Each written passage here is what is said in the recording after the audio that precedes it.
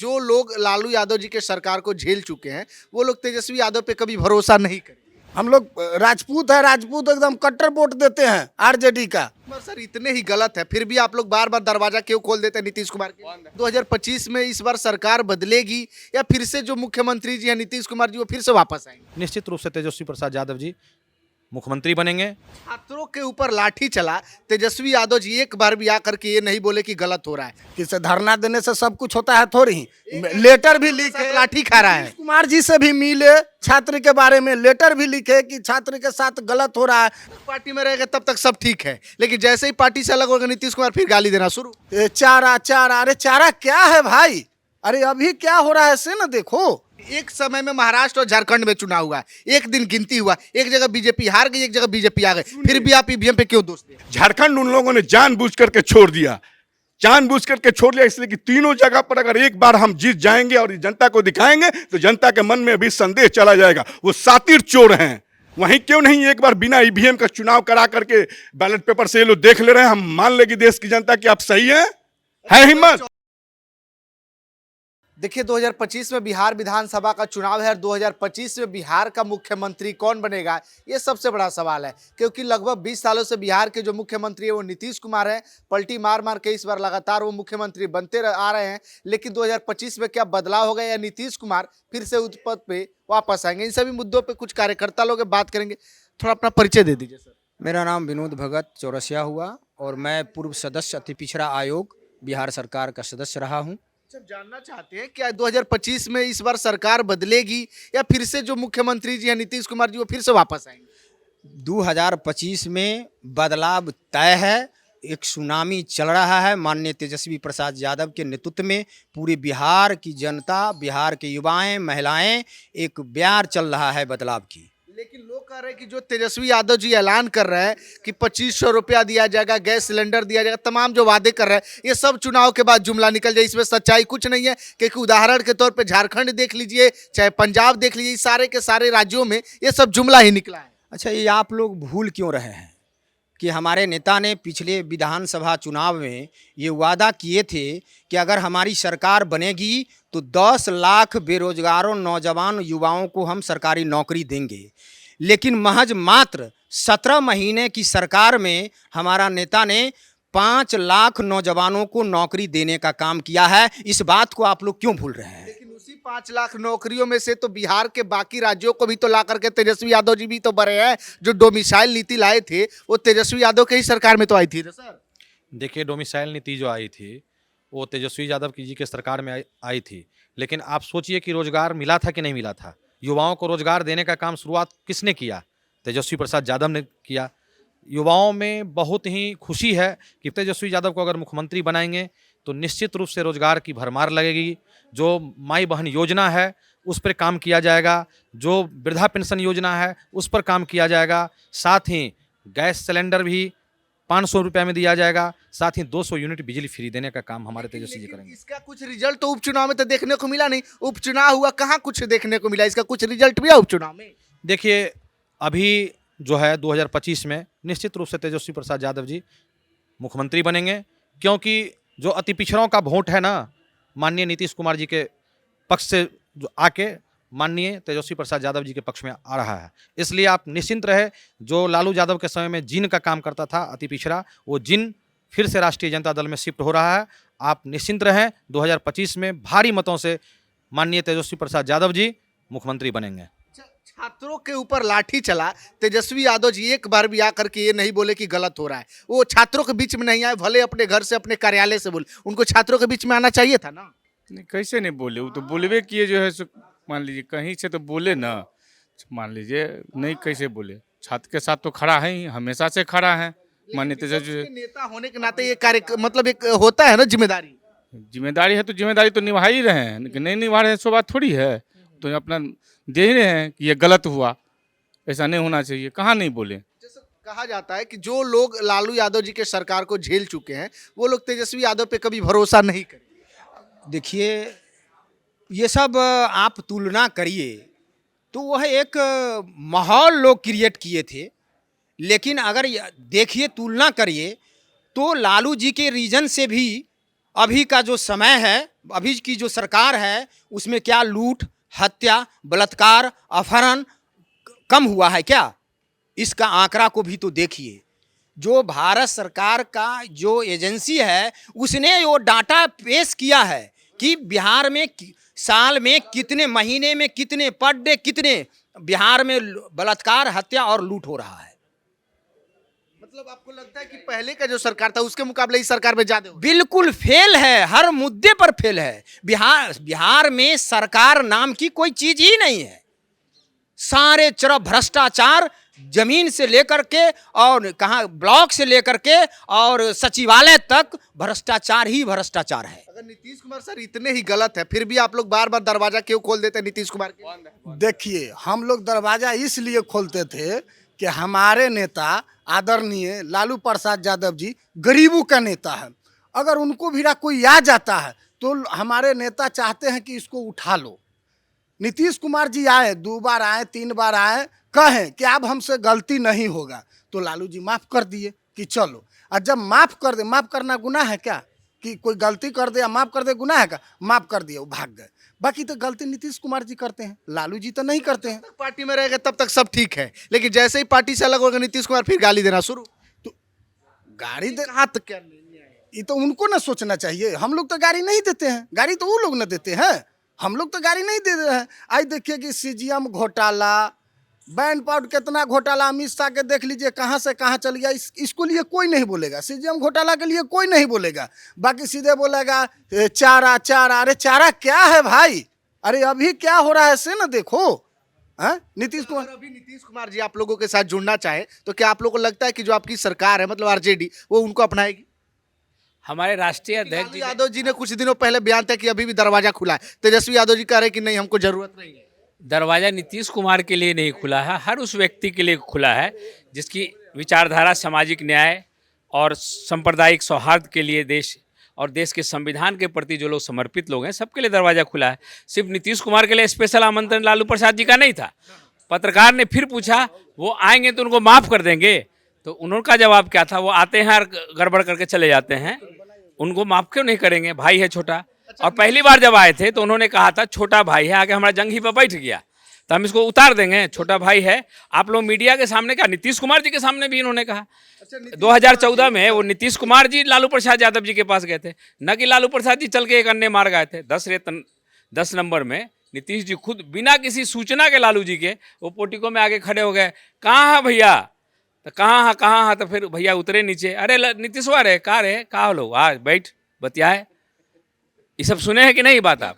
अच्छा, हम जानना चाहेंगे नीतीश कुमार ये चिराग पासवान के यहाँ जाते हैं बिना मतलब मिले ही चले आते हैं, तो लगता है कि सब कुछ गठबंधन में ठीक नहीं चल रहा है? देखिए, नीतीश कुमार जी के साथ अपमान किए हैं चिराग पासवान जी, और चिराग पासवान जी के जौरे अपमान नीतीश कुमार जी किए हैं। ये दोनों ठीक नहीं चल रहे हैं।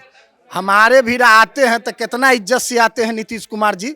हमारे नेता रिसीव करते हैं, सम्मानित करते हैं, उनको अच्छा से स्वागत करते हैं।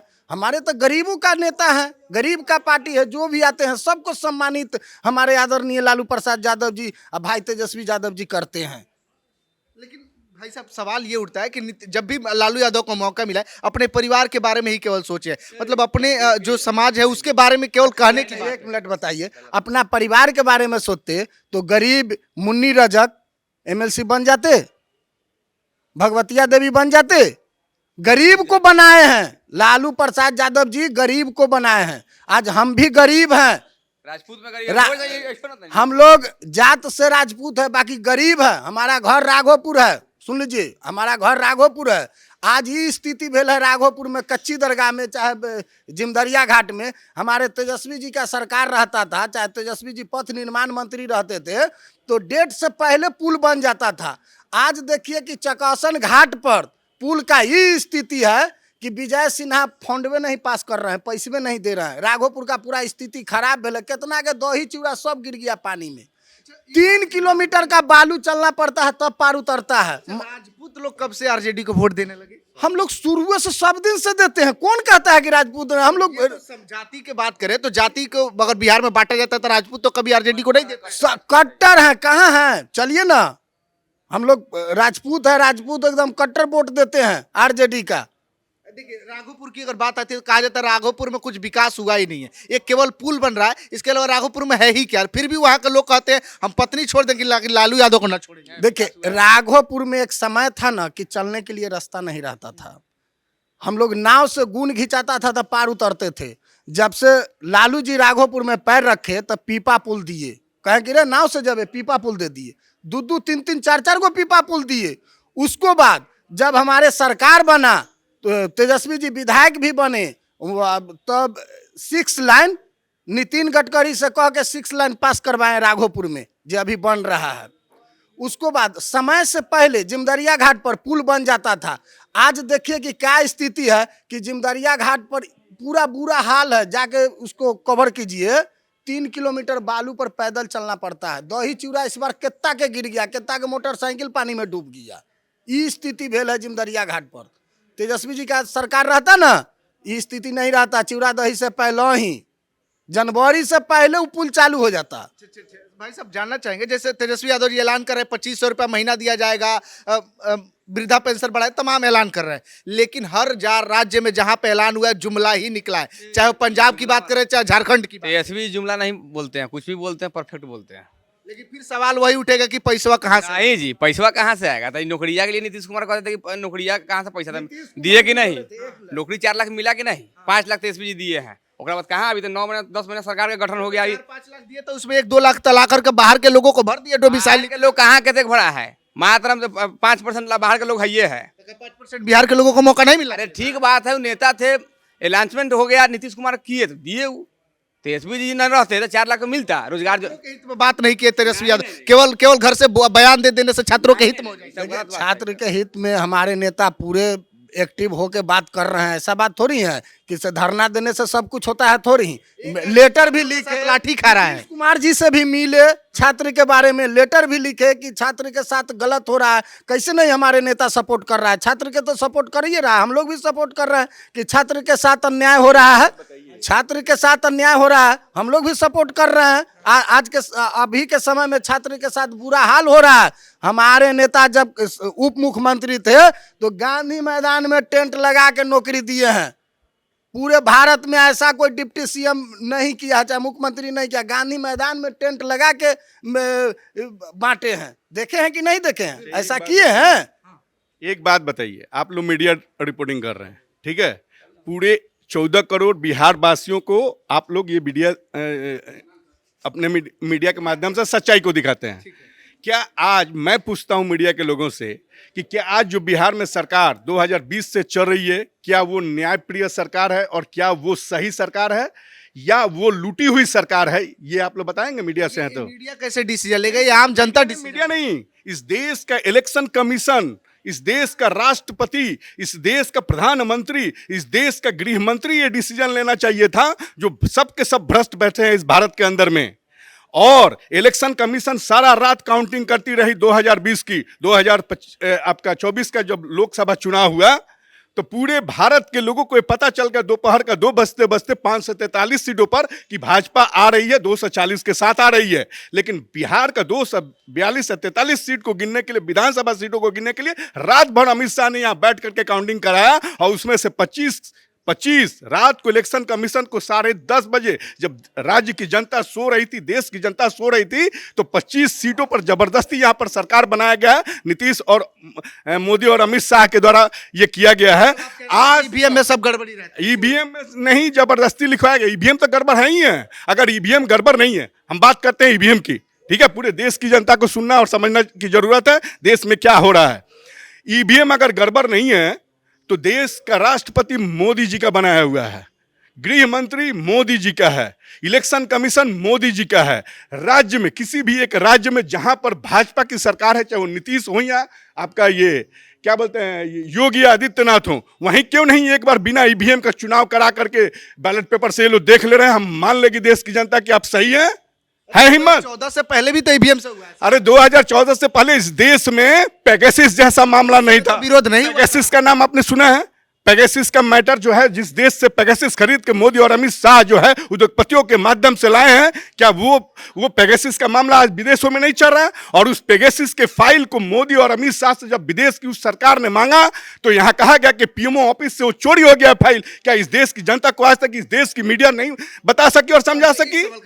एक समय में महाराष्ट्र और झारखंड में चुनाव हुआ, एक दिन गिनती हुआ, एक जगह बीजेपी हार गई, एक जगह बीजेपी आ गई, फिर भी आप ईवीएम पे क्यों दोष दे रहे हैं? मैं जो अपने मित्र हैं, सुनिएगा, मैं प्रत्यक्ष की बात कर रहा हूं और सच्चाई की बात कर रहा हूं। मुझसे बहुत सारे लोगों ने पूछा कि आपका हरियाणा और महाराष्ट्र में चुनाव हो रहा है और झारखंड में हो रहा है, 3 स्टेट। मैंने कहा कि ये सब जगह मोदी आएगा, एक जगह गलती से कहीं बच गया तो बच गया, इसलिए कि दोष छुपाने के लिए वो एक काम करेगा। मोदी और अमित शाह जिसका नाम है, इस देश को के लुटेरे हैं ये दोनों। आज भारत पे 2 से 5 लाख करोड़ का कर्जा हुआ है कि नहीं? रेल भेल सेल बेचने के बाद हुआ है कि नहीं? आप अपना सबको जो है गूगल खोल करके देख लीजिए, ये लुटेरे हैं दोनों। सुनिएगा मेरी बात को। अब रहा बात, आपने कहा हरियाणा और महाराष्ट्र की बात कहा और झारखंड की। झारखंड उन लोगों ने जानबूझ करके छोड़ दिया, जानबूझ करके छोड़ लिया, इसलिए कि तीनों जगह पर अगर एक बार हम जीत जाएंगे और जनता को दिखाएंगे तो जनता के मन में भी संदेह चला जाएगा। वो सातिर चोर हैं, सातिर चोर। चोर 2 तरह के होते हैं, एक चोरी करके फंसता है और एक चोरी करने के बाद भी वो फंसता नहीं है, जिसका नाम मोदी और शाह है। और ये लुटेरे हैं, गुजरात के 2 लुटेरे हैं। चाहते हैं कि दोनों चोर है और इसका असर बिहार में भी देखने को मिल। नहीं, इसका असर आपको दिल्ली में नहीं दिख रहा। इस चोरी को अरविंद केजरीवाल ने पकड़ा ना, कैसे वोट बनाए जा रहे हैं, देख रहे हैं। अभी लेटेस्ट न्यूज है ना ये भारत का, कि यही खेला जो उन लोगों ने उन दो जगह पे। यहाँ सिंगल है, यहाँ सिंगल स्टेट का चुनाव है ना, कहाँ? दिल्ली में, इसलिए सिंगल है।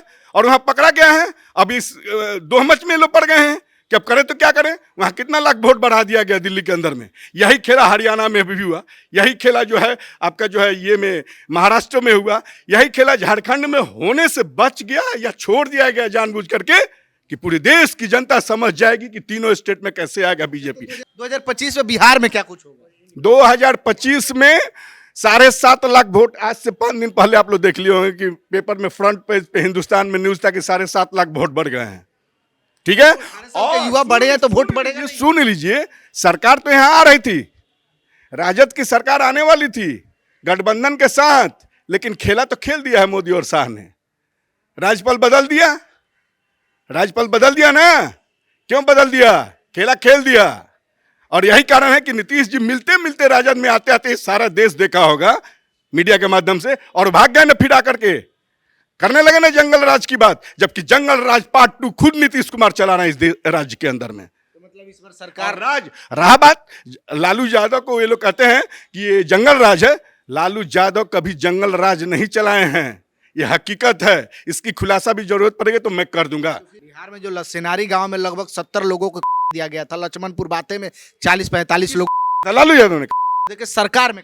अरे सरकार तो आज की सरकार में नहीं जा रहा, कहाँ नहीं जा रहा? यूपी में नहीं जा रहा, योगी आदित्यनाथ की सरकार में नहीं चला। गुजरात में हिंदुओं को 2002 में दिया गया है, जो राम भक्त आ रहे थे, मोदी ने नहीं जला इनके अंदर में। चलिए, तो ये जो लोग हैं वो अपनी बातों को रख रहे थे। इनकी बातों को लेकर के आप क्या सोचते हैं? प्रतिक्रिया कमेंट बॉक्स में दीजिएगा, शेयर कीजिएगा। बहुत बहुत धन्यवाद।